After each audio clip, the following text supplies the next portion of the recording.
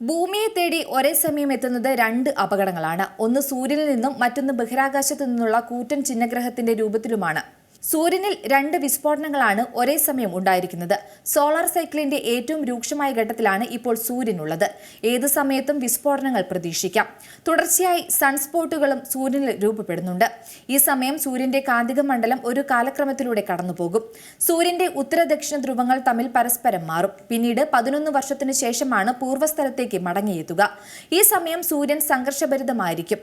നിരവധി സൗരജലങ്ങൾ ഭൂമിയിലേക്ക് എത്തും. അതേസമയം സൂര്യൻ തീജ്വാലകൾ വർഷിക്കുന്നത് കാരണം ഭൂമിയാണ് ഏറെ പ്രശ്നങ്ങൾ നേരിടുന്നത്. ഭൂമിയിലെ പല സാങ്കേതിക വിദ്യയും ഉപഗ്രഹങ്ങളുടെ സഹായത്തോടെയാണ് പ്രവർത്തിക്കുന്നത്. സൗരജാലകങ്ങൾ ഇതെല്ലാം പ്രവർത്തനരഹിതമാകും. അതേസമയം ദിവസങ്ങൾക്ക് മുമ്പ് സൂര്യനിൽ വീണ്ടും സൺസ്പോട്ട് രൂപപ്പെട്ടിരുന്നു. ഇതിൽ നിന്ന് രണ്ട് രാക്ഷസ തീജ്വാലകൾ ഭൂമിയിലേക്ക് വന്നുകൊണ്ടിരിക്കുകയാണ്. സൂര്യനിലെ വിസ്ഫോടനത്തെ തുടർന്നാണ് ഈ തീജ്വാലകൾ രൂപപ്പെട്ടത്. മെയ് 2-നായിരുന്നു ആദ്യ വിസ്ഫോടനം ഉണ്ടായത്. ഇത് എക്സ് വിഭാഗത്തിൽ വരുന്ന സൗരജാലകങ്ങൾക്ക് കാരണമായിരുന്നു. ഇവ ഓസ്ട്രേലിയ, ജപ്പാൻ, ചൈന എന്നിവിടങ്ങളിൽ ആശയവിനിമയ സംവിധാനങ്ങൾക്ക് പ്രതിസന്ധി സൃഷ്ടിച്ചിരുന്നു. 25 മിനിറ്റ് നീണ്ടുനിന്ന വിസ്ഫോടനത്തിലാണ് പുതിയ സൗരജാലകങ്ങൾ രൂപപ്പെട്ടിരുന്നത്. മെയ് 3-നാണ് രണ്ടാമത്തെ വിസ്ഫോടനം ഉണ്ടായത്. സൂര്യനിൽ രൂപപ്പെട്ട പുതിയ സൺസ്പോട്ട് ഭൂമിയെ അഭിമുഖീകരിച്ചാണ് നിൽക്കുന്നത്. കൊറോണൽ മാസ് ഇജക്ഷൻ കൂടി ഈ ദിനത്തിൽ നടന്നതുകൊണ്ട് മാത്രമാണ് അതിവേഗത്തിൽ സൗരജാലകങ്ങൾ ഭൂമിയിൽ ലക്ഷ്യമിട്ട് വരുന്നത്.